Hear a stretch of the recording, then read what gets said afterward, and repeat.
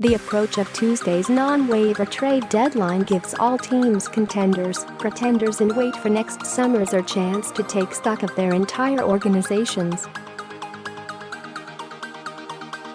Clubs on the rise, like the Braves, must determine how wide open their window of contention is. Clubs that are struggling, like the Mets, must pick and choose which pieces they want to commit to for the future. While most general managers don't love the word untouchable, the truth is all teams have players they'd rather not trade under virtually any circumstances. Usually, the reasons why seem obvious. But in some cases, players who appear to be franchise cornerstones make for interesting trade chips. Catch up on the latest trade talk. Here is a look at all 5 National League East teams and their most untouchable players plus one from each club who could, in theory, be an interesting piece to deal. BravesWho is untouchable, Ozzie Albies. Why? There aren't many more exciting players than Albies, a 21-year-old who has already reached the 20-homer plateau, and who, along with Freddie Freeman, should anchor the right side of Atlanta's infield for seasons to come. This is the exact type of franchise player the Braves have been trying to develop. They're not trading him now for anything. Who is not Julio Teheran? Why? The longer the Braves stay in contention, the less likely a Teheran trade becomes.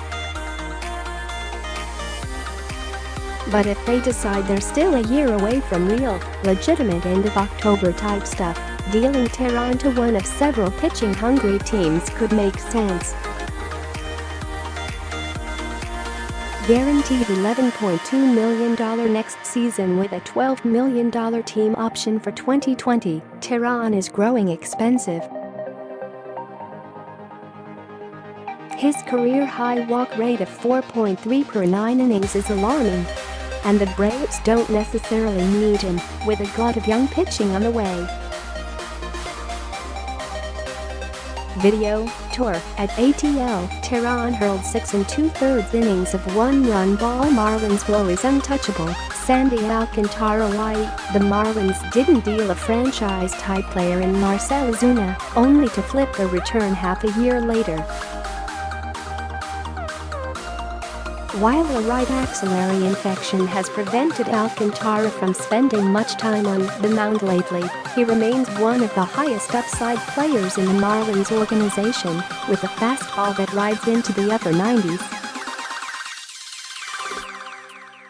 Miami has reason to hope Alcantara can be a big part of its next winning team.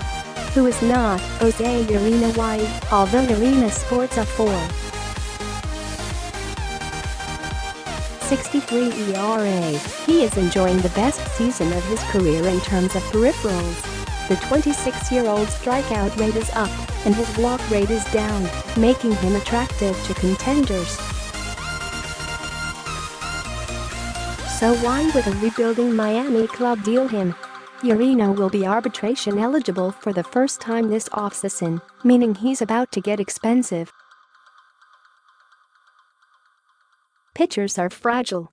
If the Marlins feel they're more than a year or two away from contention, it would make sense for them to cash in now, while Urena's value is peaking.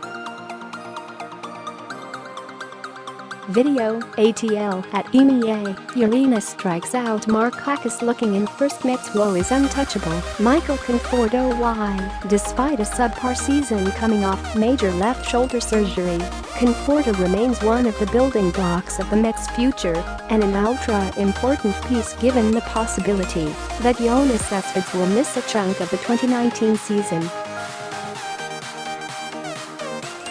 The Mets also aren't trading Conforto when his value is nearing an all-time low. They need him to be a rock in their outfield for years to come. Who is not aimed Rosario? Why? This may seem contradictory, considering Rosario is younger than Conforto and came to the Mets even more highly touted. But unlike in the outfield, where New York has a dearth of upper-level prospects, the organization is rich in shortstops. 19-year-old Andres Gimenez, ranked #1 in the Mets farm system by MLB Pipeline, is already at AA Binghamton, with 17-year-old Ronnie Mauricio, no. 7 in the pipeline behind him. If the Mets decide Rosario is not the long-term answer at short, they could trade him now, while his potential is tantalizing. Video, SD at NIM. Rosario plates 2 on single to center. MetsWho is untouchable.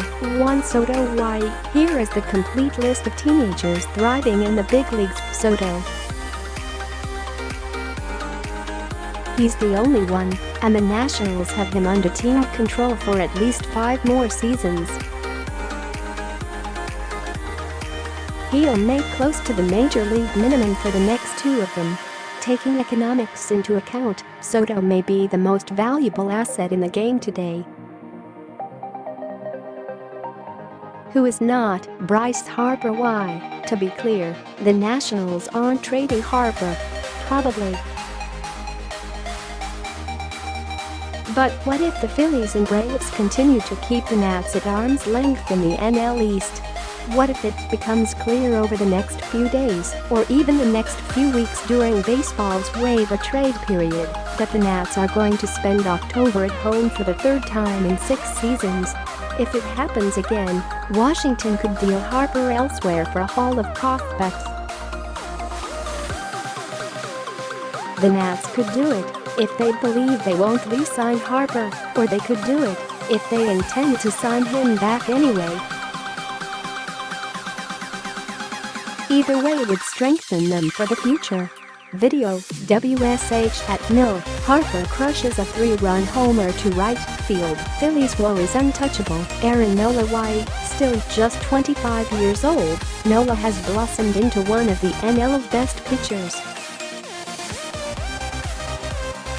With due respect to Jay Arrieta, whom the Phillies signed to legitimize their rotation, Nola is the Phils' ace as they push toward their first postseason berth since 2011. Who is not? J.P. Crawford. Why? One of baseball's top-ranked prospects entering the season, Crawford has missed much of it with a right forearm strain, struggling when healthy. Parting ways with him would mean selling low on a 23-year-old with oodles of potential. But the Phillies committed to fellow shortstop Scott Kingery, not Crawford, with a 6-year deal this spring. Even they don't ultimately pursue Harper in free agency, the Phillies have options on the left side of their infield. Dealing Crawford is certainly something the Phils could discuss this offseason, if not now. Video, Test TL at 5. Crawford dives for a tough stop in the 6th. Anthony DiComo has covered the Mets for MLB.com since 2007. Follow him on Twitter at Anthony DiComo, Instagram, and Facebook.